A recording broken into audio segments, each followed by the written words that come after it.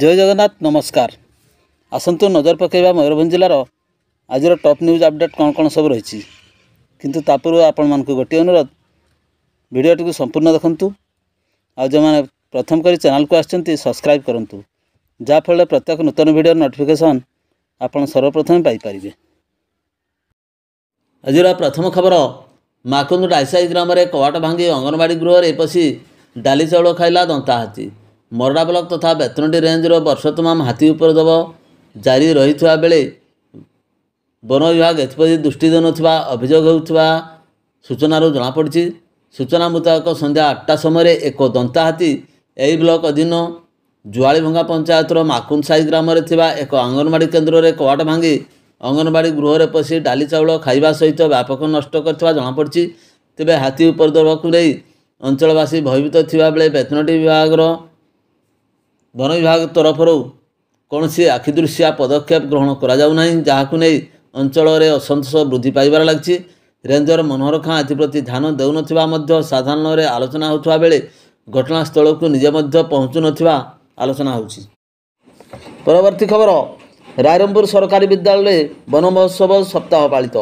अपराह्न 3टा समय वन विभाग पक्षर रायरंगपुर सरकारी उच्च विद्यालय ठारे 75तम वन महोत्सव पालित हो। वन महोत्सव सप्ताह पालन में प्रथम दिवस में रायरंगपुर हाईस्कल परिसर में वृक्षरोपण करा जायथिला। वनपाल विपिन चंद्र बेहरा तत्वावधान में पालन करा जायथिबा कार्यक्रम में वनांचल अधिकारी ज्योतिरंजन सेनापति जोग देथिले। परवर्ती खबर भारतर 3 नूतन आपराधिक आईन संहितार शुभारंभ बारिपदा मंडल कारागार सचेतनता उत्सव अनुष्ठित।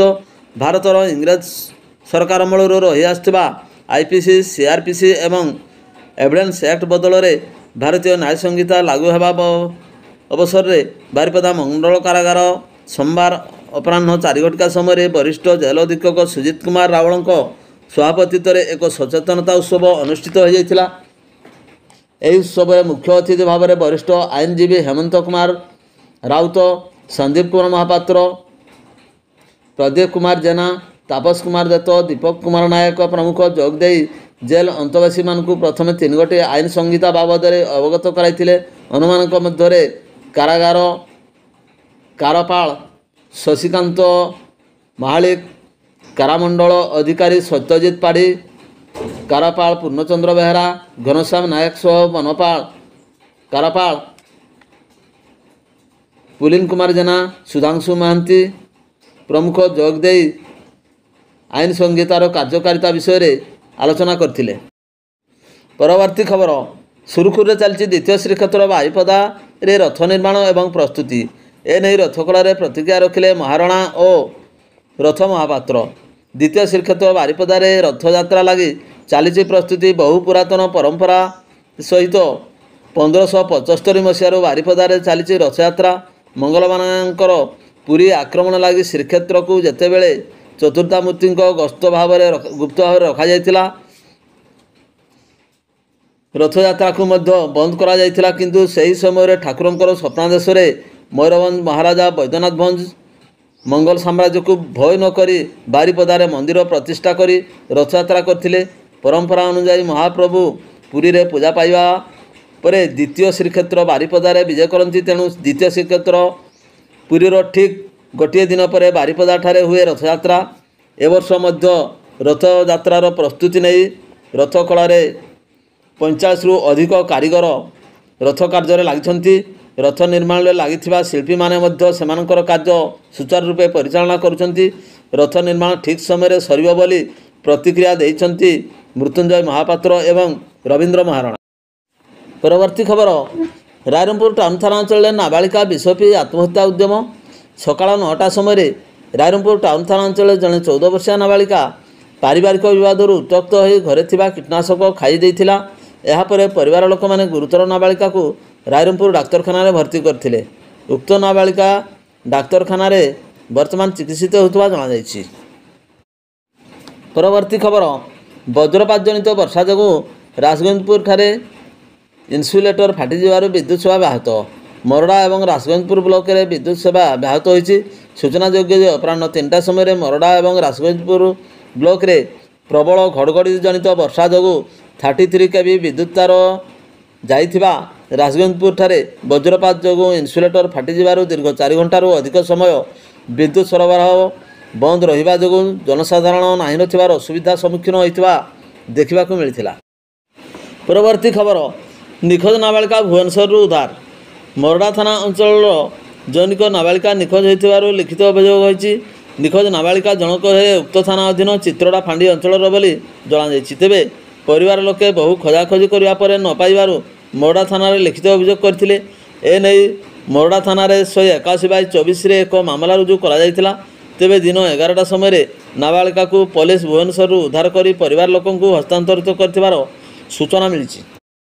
ପରବର୍ତ୍ତୀ ଖବର, ବେତନଟୀ ବଜାର ପୁରୁଣା ବସ୍ଷ୍ଟାଣ୍ଡରେ ଥିବା ଦୁର୍ଗାପୂଜା ମଣ୍ଡପରୁ 19 ତାରିଖରେ ଚୋରି ହୋଇଥିବା ମୋଟରସାଇକେଲକୁ ରବିବାର ରାତି 7ଟାରେ ଜବତ କଲା ବାରିପଦା ଟାଉନ ଥାନା ପୋଲିସ। ହସ୍ତଗତ ସୂଚନା ମୁତାବକ ବେତନଟୀ ବଜାରରେ ପୁରୁଣା ବସ୍ଷ୍ଟାଣ୍ଡ ଦୁର୍ଗାପୂଜା ମଣ୍ଡପ ନିକଟର ତେଜରାତି ଦୋକାନ କରିଥିବା ବଂଶୀଧର ସାହୁଙ୍କର OR11L 0482 ନମ୍ବର ବିଶିଷ୍ଟ ମୋଟରସାଇକେଲକୁ ଚୋରି ହୋଇଥିବା ନେଇ ବେତନଟୀ ଥାନାରେ ଲିଖିତ ଅଭିଯୋଗ କରାଯାଇଥିଲା। କିନ୍ତୁ ଉକ୍ତ ମୋଟରସାଇକେଲକୁ ଟାଉନ ଥାନା ପୋଲିସ ରାତି 7ଟା ସମୟରେ ଜବତ କରି ବେତନଟୀକୁ ହସ୍ତାନ୍ତରିତ କରିଥିବାର ସୂଚନା ମିଳିଛି। ପରବର୍ତ୍ତୀ ଖବର, ନିଚୁଆପଦା ଗ୍ରାମରେ ଆବାସ ଗୃହରେ ଚାଲିଛି ଅଙ୍ଗନବାଡ଼ି କାର୍ଯ୍ୟକ୍ରମ। ସ୍ଥାୟୀ ଅଙ୍ଗନବାଡ଼ି ଗୃହ ନିର୍ମାଣ ପାଇଁ ଦାବି। ମରଡ଼ା ବ୍ଲକ ଅଧୀନ ଭାଲିଆଡ଼ିହା ପଞ୍ଚାୟତର ନିଚୁଆପଦା ଗ୍ରାମରେ ସ୍ଥାୟୀ ଅଙ୍ଗନବାଡ଼ି ଗୃହ ନଥିବାରୁ ଜଣେ ବ୍ୟକ୍ତିଙ୍କ ଆବାସ ଗୃହରେ ଚାଲିଛି ଅଙ୍ଗନବାଡ଼ି କେନ୍ଦ୍ର। ସ୍ଥାୟୀ ଅଙ୍ଗନବାଡ଼ି ଗୃହ ନିର୍ମାଣ ପାଇଁ ଅପରାହ୍ନ 3ଟା ସମୟରେ ଗଣମାଧ୍ୟମ ମାଧ୍ୟମରେ ଦାବି କରିଛନ୍ତି ଗ୍ରାମବାସୀ। ପରବର୍ତ୍ତୀ ଖବର, ବାଙ୍ଗିରିପୋଷି ଥାନା ବୁଢ଼ାମରା ଗ୍ରାମର ପ୍ରେମାନନ୍ଦ ସେଠୀଙ୍କ ମା ଶାରଳାବାଳା ବୟସ 70 ବର୍ଷ ଘରେ ନଥିବା ବେଳେ ତାଙ୍କ ଆଲମିରାରେ ଥିବା ସମସ୍ତ ସୁନାଗହଣା ଚୋରି ହୋଇଥିବା ଥାନାରେ ଅଭିଯୋଗ ହୋଇଛି। ଅଭିଯୋଗ ଅନୁସାରେ ମାଙ୍କ ଶରୀର ଅସୁସ୍ଥ ଥିବାରୁ ବାରିପଦାରେ ଥିବା ମଝିଆ ପୁଅ ପାଖରେ 20 ଦିନ ହେଲା ରହି ଡାକ୍ତର ପାଖରେ ଚିକିତ୍ସିତ ହେଉଛନ୍ତି। ଗାଁରେ ସାନବୋହୂ ଦୀପାଳି 12 ବର୍ଷର ପୁଅ ସହିତ ରୁହନ୍ତି। ଦୀପାଳିଙ୍କ ସ୍ୱାମୀ ପ୍ରେମାନନ୍ଦ ବାହାରେ କାମ କରନ୍ତି।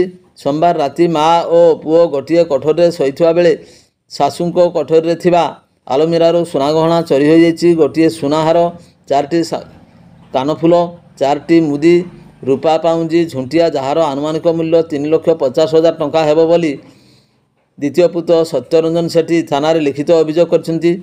ସୁନାଗହଣା ସହିତ ଘରର ଜମିପଟ୍ଟା ସାର୍ଟିଫିକେଟ୍ ସବୁ ଚୋରି ହୋଇଯାଇଛି। ଥାନା ଅଧିକାରୀ ରୋଜାଲିନ ବେହେରାଙ୍କ ନିର୍ଦ୍ଦେଶ କ୍ରମେ ସବ୍ ଇନ୍ସପେକ୍ଟର ସସ୍ମିତା ସାମଲ ସହିତ ସାଇଣ୍ଟିଫିକ୍ ଦଳ ତଦନ୍ତ କରିଛନ୍ତି। ସନ୍ଧାନୀ କୁକୁର ଯାଇଥିଲେ ମଧ୍ୟ ଅସଫଳ ହୋଇଛନ୍ତି। ପରବର୍ତ୍ତୀ ଖବର, ଡେଙ୍ଗାମ ପଞ୍ଚାୟତ ବୁରୁଡ଼ି ଗ୍ରାମରେ ଜୈନିକ ମହିଳାଙ୍କ ବାଡ଼ିରୁ ଗ୍ରାମବାସୀ ଏକ ଚନ୍ଦନ ଗଛ କାଟି ନେଇଥିବା ଥାନାରେ ଅଭିଯୋଗ ହୋଇଛି। ଗତ ଜୁନ 16 ତାରିଖରେ ଶିମିଳିପାଳ ନିକଟ ଖୁଣ୍ଟା ବ୍ଲକ ବୁରୁଡ଼ି ଗ୍ରାମର ହୀରାମଣି ମୁର୍ମୁଙ୍କ ବାଡ଼ିରୁ ସ୍ଥାନୀୟ ଲୋକ ଏକ ଚନ୍ଦନ ଗଛ କାଟି ନେଇଥିଲେ। ହୀରାମଣି ଏ ସମ୍ପର୍କରେ ବନ ବିଭାଗକୁ ଜଣାଇବା ସହ ଖୁଣ୍ଟା ଥାନାରେ ଚନ୍ଦନ ଗଛ ଚୋରି ସମ୍ପର୍କରେ ଲିଖିତ ଅଭିଯୋଗ କରିଥିଲେ। ପ୍ରାପ୍ତ ସୂଚନା ଅନୁଯାୟୀ ହୀରାମଣି ପୂର୍ବରୁ ସରକାରୀ ଜମି ଦଖଲ କରିଥିବା ବେଳେ ପୁନର୍ବାର ଅଧିକ ଜମି ଦଖଲ କରିବାରୁ ଗ୍ରାମବାସୀ ତାହାକୁ ବିରୋଧ କରିବା ସହ ଉକ୍ତ ଜମିରେ ଥିବା ଗଛ ସବୁ କାଟି ନେଇଥିଲେ। ସେହି ଜମିରେ ଚନ୍ଦନ ଗଛ ଥିବା ଅଭିଯୋଗ ହୋଇଛି। ପୁଲିସ ଏକ ମାମଲା ରୁଜୁ କରି ତଦନ୍ତ ଜାରି ରଖିଛି। ପରବର୍ତ୍ତୀ ଖବର, ଜଣେ ଯୁବକଙ୍କୁ ଆକ୍ରମଣ ଘଟଣାରେ ମୁଖ୍ୟ ଅଭିଯୁକ୍ତ ଥିବା ଭୀମ ଟୁଡୁ ଆତ୍ମସମର୍ପଣ କରିବା ପରେ ତାଙ୍କୁ ଜେଲ୍ ହାଜତକୁ ପଠାଇ ଦିଆଯାଇଛି। ଦୀର୍ଘ ଦିନ ଧରି ବାରମ୍ବାର ଅଭିଯୋଗ ପରେ ମଧ୍ୟ ଦୋଷୀ ବିରୋଧରେ କାର୍ଯ୍ୟାନୁଷ୍ଠାନ ନ କରିବାରୁ ଅଭିଯୁକ୍ତକୁ ଗିରଫ ଦାବି କରି ଗତ 29 ତାରିଖ ଥାନାରେ ଧାରଣାରେ ବସିଥିଲେ ପୀଡ଼ିତା ଓ ତାଙ୍କ ପରିବାର। ଦୋଷୀକୁ ଗିରଫ ନ କରିବା ପର୍ଯ୍ୟନ୍ତ ସେମାନେ ଧାରଣାରୁ ଉଠିବେ ନାହିଁ ବୋଲି କହିଥିଲେ। ତେବେ ଅଭିଯୁକ୍ତକୁ ଧରିବାକୁ ପ୍ରୟାସ ଜାରି ରଖିଥିବା ଥାନା ଅଧିକାରୀ ରୋଜାଲିନ ବେହେରା ପ୍ରକାଶ କରିବା ସହ 7 ଦିନ ମଧ୍ୟରେ ନିଶ୍ଚିତ ସଫଳ ହେବ ବୋଲି କହିଥିଲେ। ଏଥିରେ ପୁଲିସ ନିଜର ଜାଲ ବିଛାଇଥିଲା। ପ୍ରଥମେ ଅଭିଯୁକ୍ତଙ୍କ ସ୍ତ୍ରୀକୁ ଥାନାକୁ ଆଣି ପୁଲିସ ପଚରାଉଚରା କରି କିଛି ତଥ୍ୟ ସଂଗ୍ରହ କରିଥିଲା। ରାତି ହେବାରୁ ବାରିପଦା ସ୍ଥିତ ସୁଧାର ଗୃହରେ ଛାଡ଼ି ଦିଆଯାଇଥିଲା। ଅଭିଯୁକ୍ତ ଭୀମ ଟୁଡୁ ନିଜ ସ୍ତ୍ରୀ ସହ ସମ୍ପର୍କ ରଖିବାକୁ ପ୍ରୟାସ କରୁଥିବା ବେଳେ ପୁଲିସ ତାଙ୍କୁ ନେଇଯାଇଥିବା ଜାଣି ଭୟରେ କୋର୍ଟରେ ଆତ୍ମସମର୍ପଣ କରିଥିଲା। ପରେ ତାକୁ ଜେଲ୍ ହାଜତକୁ ପଠାଇ ଦିଆଯାଇଛି। ପ୍ରକାଶଯୋଗ୍ୟ, ବାଙ୍ଗିରିପୋଷି ଥାନା ଅଧୀନ ଗଠାଣିଆ ଗ୍ରାମର ଗଙ୍ଗାଧର ବିନ୍ଧାଣୀ ସହିତ ମଝିଆ ଗ୍ରାମର ଭୀମ ଟୁଡୁ ଓ ଲକ୍ଷ୍ମଣ ମୁର୍ମୁଙ୍କ ଭିତରେ କୌଣସି କାରଣକୁ ନେଇ ଦୀର୍ଘ ଦିନ ପୂର୍ବରୁ ବଚସା ହୋଇଥିଲା। ତେବେ ଏଥିରେ ଗଙ୍ଗାଧର ବାଙ୍ଗିରିପୋଷି ଥାନାରେ ଜୀବନ ପ୍ରତି ବିପଦ ଥିବା ନେଇ ନିଜର ଅଭିଯୋଗ ଦାଖଲ କରିଥିଲେ। ତେବେ ଭୀମ ଲକ୍ଷ୍ମଣ ପ୍ରତିଶୋଧ ପରାୟଣ ହୋଇ ଗତ 9 ତାରିଖରେ ଗଙ୍ଗାଧର ଘରେ ଶୋଇଥିବା ବେଳେ ତାଙ୍କୁ କୌଣସି ଏକ ଧାରୁଆ ଅସ୍ତ୍ରରେ ଆକ୍ରମଣ କରିଥିଲେ। ଗଙ୍ଗାଧରଙ୍କୁ ଗୁରୁତର ଅବସ୍ଥାରେ ଉଦ୍ଧାର କରି ପ୍ରଥମେ ବାରିପଦା ପିଆରଏମ୍ ମେଡିକାଲକୁ ନିଆଯାଇଥିଲା। ତେବେ ଅବସ୍ଥା ସଙ୍କଟାପନ୍ନ ଥିବାରୁ ଉତ୍ତମ ଚିକିତ୍ସା ପାଇଁ କଟକକୁ ସ୍ଥାନାନ୍ତରିତ କରାଯାଇଥିଲା।